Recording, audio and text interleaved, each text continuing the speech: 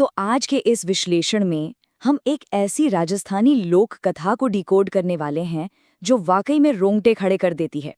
ध्यान रहे, हम यहाँ किसी भूत प्रेत या अंधविश्वास को बढ़ावा नहीं दे रहे हैं। हमारा मकसद सिर्फ उस बेहतरीन नैरेटिव या कहानी कहने के तरीके को समझना है जो सदियों से लोगों को डराता और बांधता आया है। हमारी सोर्स मटेरियल एक छोटी सी पर बेहद असरदार कहानी है, राजस्थान के किले की आखिरी मशाल। आइए देखते हैं कि कैसे इतने कम शब्दों में डर और सस्पेंस का इतना जबरदस्त माहौल बनाया गया है। कहानी के बिल्कुल शुरू में ही एक सबसे बड़ा सवाल हमारे सामने आकर खड़ा हो जाता है। आखिर क्या होता है जब एक बहुत ही पुराने खौफनाक मिथक यानी एक लेजेंड को कोई चुनौती देने की हिम्मत करता है? असल में यही किसी भी अच्छी कहानी का कोर कॉन्फ्लिक्ट होता है। एक तरफ है सदियों पुराना जमा हुआ डर और दूसरी तरफ है उस डर की आंखों में झांकने का इंसानी जज्बा। बस यही से ये कहानी अपनी पूरी रफ्तार पकड़ लेती है। तो शुरुआत होती है पहले हिस्से से, रहस्यमयी किला। कहानी जिस गोल्डन रूल यानी सुनहरे नियम की बात करती है वो काफ़ी डायरेक्ट है। सोर्स में साफ लिखा है कि राजस्थान के एक पुराने किले में रात को कोई नहीं जाता था। अब देखिए, ये एक बिल्कुल सीधा सा वाक्य है, लेकिन ये तुरंत एक लिमिट सेट कर देता है। एक ऐसे विशाल ऐतिहासिक किले की तस्वीर बनती है जो दिन में तो बिल्कुल शांत दिखता है, पर सूरज ढलते ही एकदम सुनसान और डरावना हो जाता है। वहां जाने की ये जो सख्त मनाही है ना, ये तुरंत हमारे दिमाग में खतरे की घंटी बजा देती है।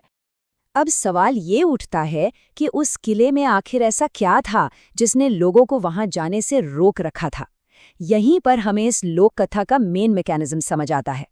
कहावत ये थी कि वहां ठीक आधी रात को एक जलती हुई मशाल अपने आप घूमती है। यहाँ आधी रात वाले समय पर ध्यान देना बहुत जरूरी है। ये कोई आम मशाल नहीं है, ये बिना किसी इंसान के अपने आप चलने वाली एक ऐसी चीज है जो उस कहानी के सुपरनैचुरल एलिमेंट को बहुत ही सटीक तरीके से हमारे सामने रखती है। आगे बढ़ते हैं भाग 2 की तरफ, अर्जुन की खोज। अब किसी भी कहानी को आगे बढ़ाने के लिए एक इंसाइटिंग इंसिडेंट की जरूरत होती है। सोर्स मटेरियल में एक नए किरदार की एंट्री होती है, एक साहसी नौजवान अर्जुन। उसका मकसद एकदम क्लियर है, वो बस अंधविश्वास पर भरोसा करके बैठने वालों में से नहीं है, उसको सच जानना है। अर्जुन का यही जुनून कहानी को आगे धकेलता है। वो उस उसूल को तोड़ देता है जिसकी हमने अभी बात की थी और उस घने अंधेरे किले में अकेले चला जाता है। ये बिल्कुल वो पल है जहां लॉजिक और डर का आमना सामना होता है। उस रात जो हुआ उसकी टाइमलाइन सस्पेंस बनाने का बेहतरीन काम करती है। आइए इसे ध्यान से समझते हैं। पहले रात के ठीक 12 बजते हैं और वो रहस्यमयी मशाल दिखाई देती है। फिर अर्जुन बिना डरे उस मशाल के पीछे पीछे चलने लगता है। एक एक कदम के साथ वो उस किले की गहराइयों में उतरता चला जाता है, जब तक कि वो किले के सबसे पुराने कमरे तक नहीं पहुंच जाता। और फिर आता है टर्निंग पॉइंट।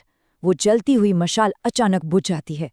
ये जो क्रोनोलॉजिकल सीक्वेंस है, ये वाकई धड़कनें बढ़ा देता है, क्योंकि अर्जुन हर गुजरते पल के साथ एक अनजान खतरे के और भी करीब जा रहा होता है। यहाँ से शुरू होता है भाग 3, खौफनाक सच। इस पॉइंट पर आकर ना कहानी की टोन पूरी तरह से बदल जाती है। एक आम सा रहस्य अब सीधे खौफ में बदल जाता है। उस अंधेरे कमरे में मशाल बुझने के बाद जो होता है वो इस कहानी का सबसे बड़ा क्लाइमैक्स है। सोर्स मटेरियल में सिर्फ एक लाइन है जो उस घनघोर सन्नाटे में गूंजती है, मेरी रखवाली अब तुम करोगे। ये कोई आम डायलॉग नहीं है, ये असल में एक जाल है जो अब अर्जुन पर हमेशा के लिए बंद हो चुका है। वो धीमी और गूंजती हुई आवाज इस बात पर मोहर लगा देती है कि अर्जुन अब वहां से वापस लौटने के लिए आजाद नहीं है। और अगले दिन सुबह की सच्चाई सामने आती है। सूरज निकलता है। गांव वाले पूरी हिम्मत जुटाकर उस किले में जाते हैं, लेकिन वो काफी बड़ा किला उन्हें अंदर से बिल्कुल खाली मिलता है। अर्जुन कभी वापस नहीं आता। कमाल की बात यह है कि सोर्स मटेरियल इस बात को बिना किसी ओवर द टॉप ड्रामा के बिल्कुल न्यूट्रल होके बताता है। सिर्फ एक कड़वा सच छोड़ दिया जाता है। एक इंसान जो सच की तलाश में गया था, वो बिना कोई निशान छोड़े हमेशा के लिए गायब हो गया। इस कहानी का जो सबसे बड़ा ट्विस्ट है वो पुरानी कहानी और नई सच्चाई के बीच के फर्क में छिपा है। पुरानी कहानी ये थी कि एक पुरानी मशाल घूमती है, लेकिन अर्जुन के गायब होने के बाद सोर्स मटेरियल एक बहुत ही जरूरी बात ऐड करता है कि अब आधी रात को वहां एक नई मशाल जलती हुई दिखाई देती है। यहाँ नई शब्द सबसे बड़ा गेम चेंजर है। ये बताता है कि ये कैसा चक्रव्यूह है। मशाल को अपना नया पहरेदार मिल गया है और अब खुद अर्जुन वो नई मशाल बन चुका है। ये पूरे नैरेटिव को एक ऐसे लूप में डाल देता है जो कभी खत्म नहीं होगी।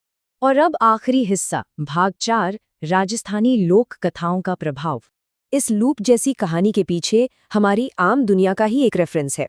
अगर हम इन कथाओं की जड़ों तक जाएं, तो सोर्स बताता है कि ये कहानी राजस्थान के मशहूर भूतिया किलों और सदियों पुरानी लोक कथाओं से बहुत गहराई से जुड़ी है। देखिए, ऐसी शॉर्ट स्टोरीज हवा में नहीं बनती। ये उस इलाके की संस्कृति और उन विशाल किलों के आसपास बुनी गई बातों पर आधारित होती हैं। हमारा ये विश्लेषण इस बात को साफ करता है कि ये बेहतरीन कहानी किस तरह फोकलोर की ठोस जमीन पर खड़ी है। तो आखिर में ये कहानी अर्जुन पर आकर खत्म नहीं होती, बल्कि एक नए सिलसिले की शुरुआत करती है। ऐसे में एक बड़ा सवाल हमारे दिमाग में जरूर छूट जाता है, इस किले की अगली मशाल पकड़ने वाला कौन होगा? इन कथाओं का यही तो मजा है, ये हमेशा किसी नए, साहसी और सच की तलाश में भटकने वाले शख्स का इंतजार करती हैं। आज के इस विश्लेषण में हमारे साथ जुड़ने के लिए बहुत बहुत शुक्रिया।